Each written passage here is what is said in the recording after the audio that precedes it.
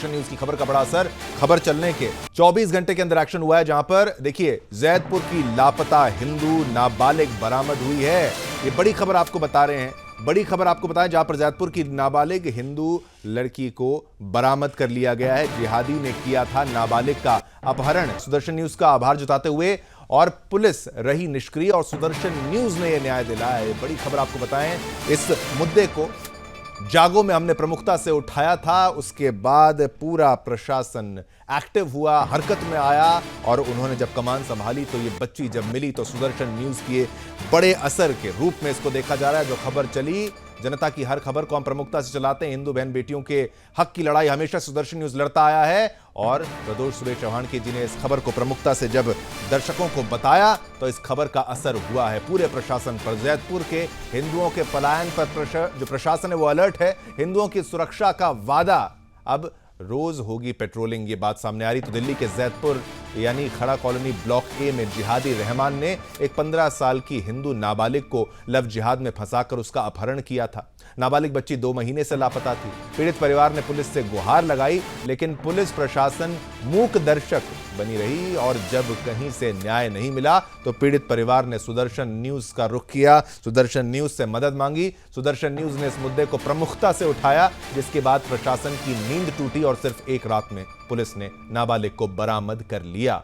इस इलाके के हिंदुओं ने चिंता जताते हुए पलायन तक की बात कही थी, जिसे सुदर्शन न्यूज ने उजागर किया है। अब दिल्ली देखिए, अब पुलिस ने इस इलाके में रोजाना पेट्रोलिंग करने और हिंदुओं की सुरक्षा सुनिश्चित करने का वादा किया है। तो बड़ी खबर, यहां पर पुलिस महकमा यहां पर पूरा हरकत में तब आया जब हमने खबर को प्रमुखता से दिखाया। जैदपुर के हिंदुओं के पलायन पर भी अब प्रशासन अलर्ट है और हिंदू बच्ची जो है वो बरामद हुई है। महज 15 साल की बच्ची जिसको जिहादी जो शिकार हो गई थी, अब खबर के असर के रूप में ये देखिए, जो भी खबर हम सुदर्शन न्यूज पर दिखाते हैं उसका बड़ा असर होता है और प्रशासन तक।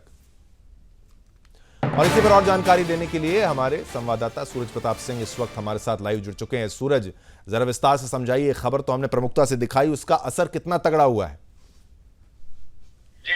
शिवम, ये मामला जैदपुर खड्डा कॉलोनी का है। ये ए ब्लॉक का मामला है, जहाँ से बच्ची जनवरी में गायब हुई थी। 2 महीना होने को है, लेकिन पुलिस ने अभी तक कोई कार्रवाई नहीं करी थी।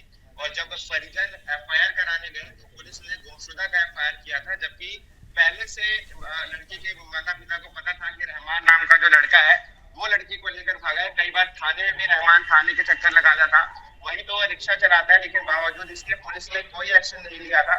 जब ये खबर हमने करी और रात को जागो में चली, उसके बाद जो है पुलिस इतना ज्यादा प्रेशर में आ गई कि एक रात में ही छापेमारी कर इस लड़की को बरामद किया है। पुलिस ने सुबह एसएचओ साहब का फोन आया और उन्होंने फोन कर खुद ये जानकारी दी कि हमने सुबह 8 बजे लड़की की जो मेडिकल है कराकर और फैमिली को सौंप दिया है। आपको बता दूं कि यहीं से थोड़ी सी दूरी है ब्लॉक ए की बात है और यहीं से थोड़ी सी दूरी पर ब्लॉक बी है, जहां की भी हमने स्थिति दिखाई थी कि आज से 5 साल पहले यहाँ पर 100% जो आबादी थी वो हिंदुओं की थी। लेकिन कहीं ना कहीं सरकार बदली और उसके बाद धीरे धीरे वहां पर मुसलमान आने लग गए और आज के डेट में वहां पर एक भी हिंदू का घर नहीं बचा है। सिर्फ 1-2 हिंदू का घर है, जहां पर मैंने एक आंटी से बात करी है।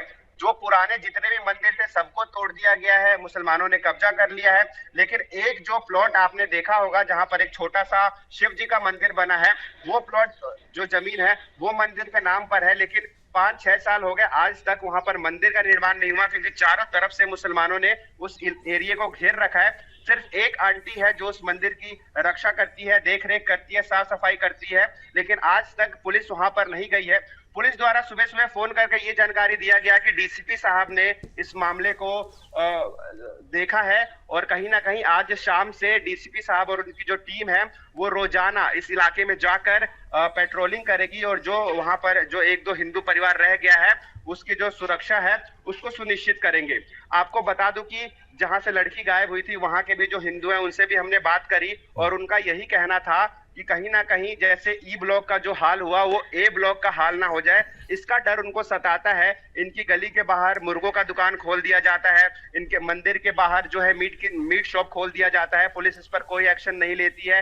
धीरे धीरे ब्लॉक ए में भी मुसलमानों की संख्या बढ़ रही है और यही दुख और यही डर जताते हुए वहां के जो हिंदू निवासी है उन्होंने सुदर्शन न्यूज से बातचीत करते हुए कहा कि अगर ऐसा ही चलता रहा तो हम जल्द से जल्द पलायन करेंगे। और सुदर्शन न्यूज का इतना बड़ा असर हुआ कि रात को खबर चली, सुबह लड़की भी मिल गई और आज से पुलिस उस पूरे इलाके में नजर रखेगी, तहकीकात करेगी, पेट्रोलिंग करेगी और कहीं ना कहीं वहां जो हिंदू बचे हुए हैं उनको उनकी सुरक्षा को सुनिश्चित करेगी और उनको ये आश्वासन भी देगी कि आप लोग यहाँ सुरक्षित हो। और पुलिस रोज उनसे मिलेगी, गलियों में जाएगी, जो भी अवैध तरीके से मीट शॉप खुले हुए हैं जो हिंदुओं को डिस्टर्ब करते हैं या मंदिर के बाहर खुले हुए हैं इलीगल तरीके से जो भी चीजें वहां पर चल रही है मुसलमानों द्वारा, उन सबको खत्म किया जाएगा।